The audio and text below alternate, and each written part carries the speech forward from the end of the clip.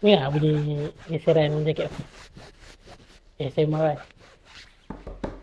Economy Express.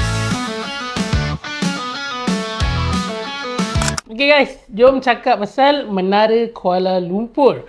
Okay, sebelum kita nak lompat masuk topik ni, aku ada satu pengakuan lah, confession. Saya, Boboy CTC yang sudah berumur lebih 3 dekad ini, mengaku yang saya belum pernah menjejakkan kaki ke Menara Kuala Lumpur. Kau dah pernah, Syah? Walaupun technically aku KL by blood, IC aku 14 kot. Aku memang tak pernah sampai lagi. Paling dekat lalu depan jalan nak masuk Menara KL lah kalau kita pusing-pusing KL. Jadi orang kata shout out lah, terima kasih kepada Bidin dengan Topek dari channel Waknat TV yang pernah buat vlog pergi Menara KL. Menara KL, Mat. At least dari vlog dia orang tu aku tahu jugalah apa benda sebenarnya yang ada kat dalam tu. Kembali lagi dalam Waknat TV.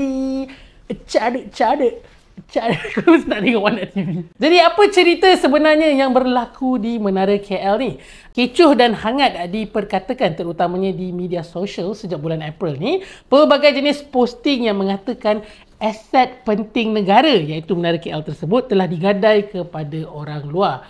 Okey, pertama-tama sekali, mari kita hamparkan, lay down, hamparkan kronologi dan asas berkaitan Menara Kuala Lumpur secara ringkas. Untuk korang dapatkanlah, orang kata, gambaran yang lebih besar tentang bangunan ikonik tersebut.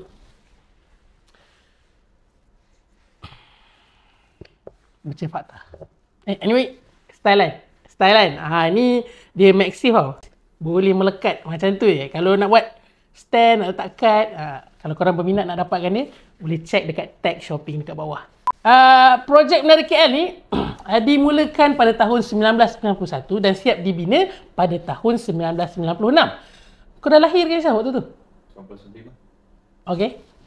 Did you just dox your age? Okay.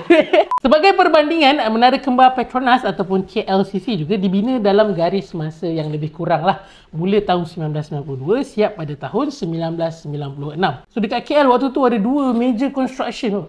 Dua-dua tinggi kan. Kalau korang nak tahu, fungsi utama Menara KL semasa ianya hendak dibina adalah sebagai menara komunikasi atau penyiaran untuk radio dan televisyen. So, sehingga ke hari ini, ianya digunakan untuk memancar siaran TV dan radio seperti RTM. Okey, untuk bahagian siaran TV dan radio ni dikatakan yang semasa Malaysia nak mengubah format penyiaran dari analog kepada digital, Menara KL hampir menjadi tidak relevan. Ini kerana ketinggian menara yang tidak mencukupi untuk memancarkan siaran digital. Okey. Apa-apa pun aku nak tekankan dekat korang yang info berkenaan fungsi penyiaran Menara KL ni adalah sedikit kabur. Sebab dia satu-satunya sumber yang aku berjaya temui adalah di Wikipedia yang tidak diletakkan sebarang rujukan. So Wikipedia orang yang tulis artikel Wikipedia tu dia macam dia tak attach any rujukan. So aku tak boleh nak clarify lah. Di mana katanya Menara KL memerlukan tambahan ketinggian antena sebanyak 200 meter untuk menjadi antena penyiaran digital. Katanya dekat dalam artikel tu, ketinggian sekarang ni tak cukup nak pancarkan digital. So kena tambah lagi 200 meter ketinggian antena untuk siarkan digital. Cerita dia memang tak logik lah. Tinggi Menara KL tu dari tanah sampai ke bumbung pun baru 335 meter. Takkanlah nak tambah antena, orang kata 2/3 daripada bangunan tu sendiri untuk jadikan dia berfungsi. Dan macam kau tambah lagi satu Menara KL atas Menara KL. So aku rasa macam ada kecuaian lah dalam penulisan artikel ni. Aku rasa macam-macam portal berita tentang penambahan tinggi antena, tentang penyiaran digital Menara KL, any kind of renovation, gila, tak ada hasil langsung. Aku tak tahu kat mana salah dia aku search. Aku rasa macam info ni disorokkan. Adakah ini konspirasi? Okey, satu-satunya maklumat yang aku berjaya temui adalah di laman sesawang MyTV. Kalau korang nak tahu, MyTV ni adalah syarikat yang menyediakan kemudahan infrastruktur serta rangkaian untuk siaran TV digital di Malaysia. Macam rumah mak aku kat kampung pun pakai MyTV ni lah. So dekat laman sesawang MyTV memang ada disenaraikan Menara Kuala Lumpur sebagai salah satu stesen pemancar siaran MyTV. Jadi kat sini kita boleh simpulkan yang Menara Kuala Lumpur masih lagi berfungsi sebagai antena penyiaran TV pada hari ini. Aku rasa lah dekat Wikipedia tu sebenarnya dia typo, dia salah type. Bukan 200 meter tapi 20 meter. Maybe. Di mana bagi aku 20 meter tu memang masuk akal lah kalau nak tambah ketinggian kan. Jadi kalau korang ada sebarang link, artikel ataupun berita yang menceritakan tentang orang kata penambahan ketinggian antena Menara KL ni, boleh letakkan dekat ruangan komen. Sebab aku pun tak tahu, aku dah buntu kat mana nak cari revision tu lah, reference tu. So tinggalkan dekat ruangan komen, okay? Ataupun mungkin kita sebenarnya kena pergi Menara KL tu. Mungkin dekat bawah info tu dah ada tulis kot. Macam tahun 2000 berapa-berapa dia dah pernah renovate kan. Okay? Waktu dia buka balik nantilah. Kembali kepada kronologi Menara KL. Selepas ianya siap dibina, kerajaan telah memberikan kontrak untuk urus dan jaga Menara KL kepada anak syarikat Telekom Malaysia iaitu Menara Kuala Lumpur Sendirian Berhad ataupun MKLSB. So kontrak yang diberikan mempunyai tempoh selama 15 tahun sehingga 2011 sebelum ianya disambung lagi selama 10 tahun sehingga 2021. Dan selama MKLSB jaga Menara KL ni, diorang memang dikatakan telah berjaya jalankan tugas dengan baiklah. Menara KL telah disertakan dalam senarai World Federation of Great Towers dan yang paling penting MKLSB juga dapat mengekalkan purata keuntungan bersih sehingga akhir kontrak mereka. Yes, Menara KL telah menjadi perniagaan yang menguntungkan. Ini bukanlah datang dari perniagaan berasaskan antena penyiaran, sebaliknya dari sektor pelancongan dan hospitality. Yalah, macam dalam vlog Waknat TV yang aku cakap tadi, macam-macam benda yang korang boleh buat dekat Menara KL.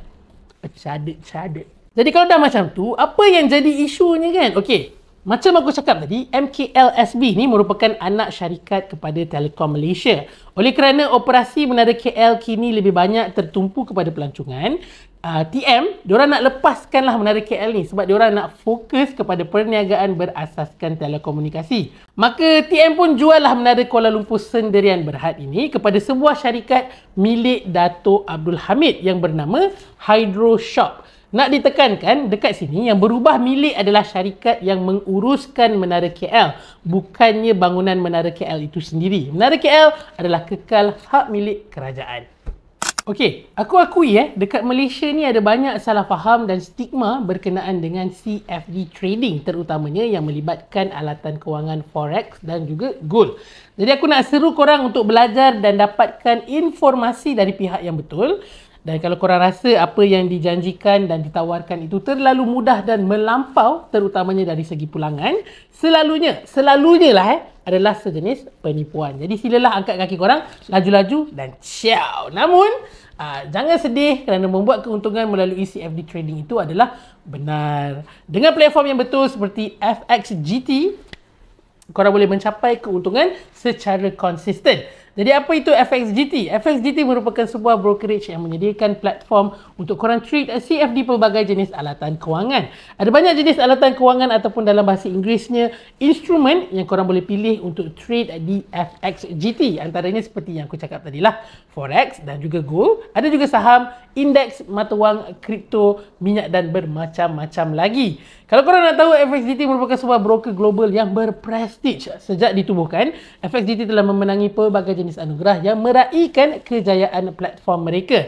Jadi jangan buang masa lagi kawan-kawan. Daftar akaun FXGT korang sekarang menggunakan link yang telah kami sediakan di description di bawah dan mula berdagang bersama dengan FXGT. Yang terbaik hanya di FXGT. Kembali kita ke cerita Menara Kuala Lumpur. Jadi MKLSB yang menguruskan Menara KL ni dah dijual kepada syarikat Hydro Shop. Tapi urusan penjualan tu mula menimbulkan beberapa tanda tanya. Yang pertama, syarikat Hydro Shop itu sendiri tidak mempunyai rekod perniagaan yang lengkap.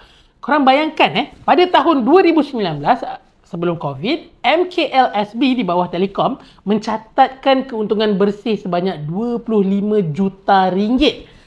Tetapi Hydro Shop yang membeli MKLSB ni pada tahun 2022 tidak ada rekod menjalankan perniagaan dalam skala yang sama sejak ianya ditubuhkan pada tahun 2008. Korang nak tahu tak berapa Hydro Shop beli MKLSB? Jeng. RM3.8 juta sahaja. Walaupun tahun 2020 dan 2021, MKLSB gagal memberikan keuntungan disebabkan oleh pandemik COVID-19 lah. Purata untung bersih MKLSB menguruskan Menara KL ni masih lagi mencapai 9 juta ringgit setahun untuk tempoh 10 tahun terakhir. Like, how? Untung 9 juta setahun tapi jual harga 3.8 juta ringgit. Kembali kepada Menara KL lah. Ada satu pengguna di platform X ni telah mendedahkan semua urusan orang kata under table bawah meja berkenaan pembelian MKLSB. Dari ciapan yang Mamat ni buat sendiri, akhirnya telah memulakan kes mahkamah dan melibatkan SPRM, di mana Datuk Abdul Hamid dan Hydroshop dikatakan telah menawarkan rasuah kepada Menteri Komunikasi dan Multimedia Kerajaan sebelum ini, iaitu Tan Sri Anwar Musa, sebanyak RM500,000 setahun untuk 15 tahun akan datang, guys. Darab lah, 500,000 darab 15, berapa? Dia tawarkan rasuah ni supaya MKLSB dijual kepada Hydroshop dengan harga bawah pasaran. Ini dakwaan ni dakwaan. So, perbicaraan mahkamah telah pun bermula sejak tahun 2023. Sebelum ini, Datuk Abdul Hamid dan Hydroshop telah memohon untuk membatalkan pertuduhan kerana baginya tuduhan tersebut adalah tidak berasas. Basically, Datuk Abdul Hamid ni dia cakap, mana ada saya bagi rasuah? Tak ada. Saya dapat ni clean. Namun pihak mahkamah telah menolak permohonan itu dan akan meneruskan perbicaraan dengan tarikh terkini akan datang pada bulan Jun 2025. So, kes ni masih lagi berlangsung lah. The next perbicaraan adalah pada bulan Jun yang akan datang ni. Jadinya, semasa perbicaraan naik turun mahkamah ni berlangsung lah, kekecohan baru-baru ini berlaku di mana Kementerian Komunikasi dan Multimedia Malaysia, kerajaan yang pada waktu ini, telah membatalkan kontrak konsesi Hydroshop dan MKLSB untuk menguruskan Menara KL. Seterusnya, menganugerahkan kontrak yang baru kepada sebuah syarikat konsesi Lim Song Hai Capital Berhad, di mana anak syarikatnya LSH Service Master Sdn Berhad LSHSM telah secara rasmi mengambil alih operasi, pengurusan dan penyelenggaraan Menara KL berkuat kuasa 1 April 2025 yang lalu. So, bulan lepas, LSH dan Pesuruhjaya Tanah Persekutuan telah memuktamadkan satu perjanjian konsesi dan pajakan selama 20 tahun sehingga Mac 2045. 20 tahun, baik. Lama gila. Kau rasa ke, Syaf, ada tak orang kata klausa ataupun item dalam kontrak tu yang cakap kalau dalam 20 tahun ni, kalau LSH tak jalankan tugas dengan baik, kontrak ni dibatalkan?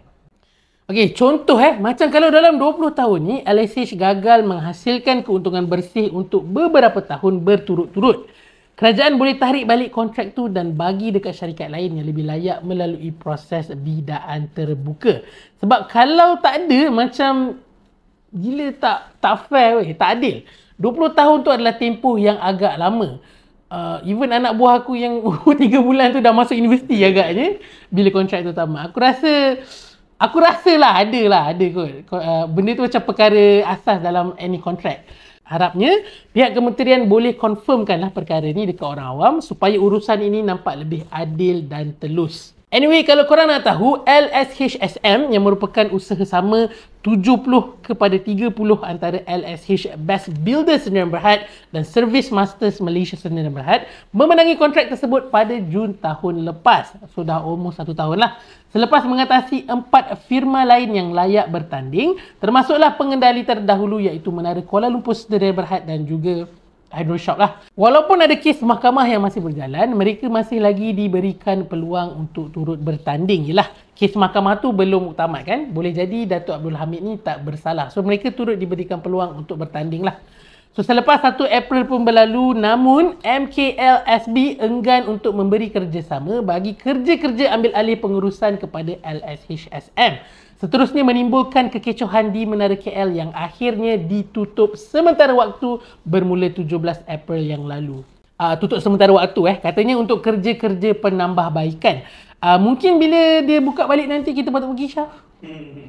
Finally, after all the issues, kita akhirnya menjejakkan kaki kan. Okay. Sudah tentunya MKLSB dan Datuk Abdul Hamid tidak akan berundur tanpa tentangan. Hydroshop dan MKLSB mendakwa bahawa LSH Capital dan anak syarikatnya telah mendorong pelanggaran kontrak mereka bersama kerajaan. So secara asasnya diorang dakwa LSH syarikat baru tu dapat kontrak tu menggunakan kaedah yang tidak jujur. Ada main kotor lah basically. Jadi diorang tuntut agar pemberian konsensi menara KL kepada LSH Service Masters diisytiharkan sebagai batal dan tidak sah di sisi undang-undang. Mereka juga menuntut, mereka ni MKLSB dengan Hydroshop lah, juga menuntut ganti rugi dianggarkan berjumlah 1 bilion ringgit serta agar konsensi pengurusan bangunan ikonik Menara Kuala Lumpur dikembalikan semula kepada mereka. Kenapa sampai 1 bilion ringgit Is it the calculation macam unjuran keuntungan untuk 20 tahun? So macam, this is like the possible kerugian yang diorang akan hadapi. Maybe lah. Sebab macam tiba-tiba je datang 1 bilion kan. Jadi sekarang ni semua pihak dah setuju untuk settlekan perkara ni dekat mahkamah. So kita tunggu dan lihat je lah apa yang akan terjadi. Siapa yang betul, siapa yang salah, siapa yang culas, siapa yang gebang. Kita tengok. Bagi aku ada beberapa perkara penting yang kita kena sebut lah. Yang pertama adalah berita baik yang tidak ada kaki tangan yang kehilangan kerja ketika kekecohan ini semua berlangsung. LSH, syarikat baru tu telah menawarkan penyerapan kepada semua kaki tangan MKLSB dan dikatakan setakat ini 95% daripada mereka telah pun bersetuju untuk diserapkan. Bagus. So yang kedua, Menara KL juga baru-baru ini dikatakan akan dibuka semula dalam masa terdekat selepas kerja penambahbaikan selesai. Jadi sektor pelancongan kita tidaklah terancam. Tak kisahlah korang nak gaduh kat mahkamah ke, korang nak cakap macam-macam ke. Yang penting pelawat ataupun pelancong masih boleh lagi menikmati kemudahan yang ada di Menara KL. Sebab aku faham. Aku pernah sampai Penang jauh-jauh. Lepas tu Bukit Bendera tutup. Tapi apa-apa pun sekarang kita settle kat court lah. Kita tengok apa yang akan jadi. Jadi apa pendapat korang berkenaan dengan isu Menara KL ni? Cuba kongsi sedikit dekat ruangan komen di bawah. Okay, sejak kebelakangan ni aku ada satu dilema yang melanda diri aku. Kalau korang prefer yang mana satu? Nak ambil pot berkenaan berita-berita terkini dan dalam proses korang ambil pot tu, korang rasa skeptikal. Korang jadi manusia yang macam sangat pesimis, negatif. Ataupun sebenarnya lebih baik tak payah ambil pot dan hidup dengan tenang. Orang kata jadi ignorant. So tu, korang rasa mana satu yang lagi baik? Anyway, seperti biasa, jangan lupa untuk like video ni dan subscribe ke channel CTC FM. Kalau korang belum subscribe lah. Tinggalkan pendapat korang mengenai berita yang kita share pada hari ini di ruangan komen di bawah. Dan untuk minggu ni, apa kata korang share video ni dengan kenalan korang yang pernah naik Menara Kuala Lumpur. Kita nak dengar jugalah pendapat dan pengalaman diorang tentang perkhidmatan yang ada di Menara KL. Jadi Assalamualaikum. Jumpa lagi minggu hadapan.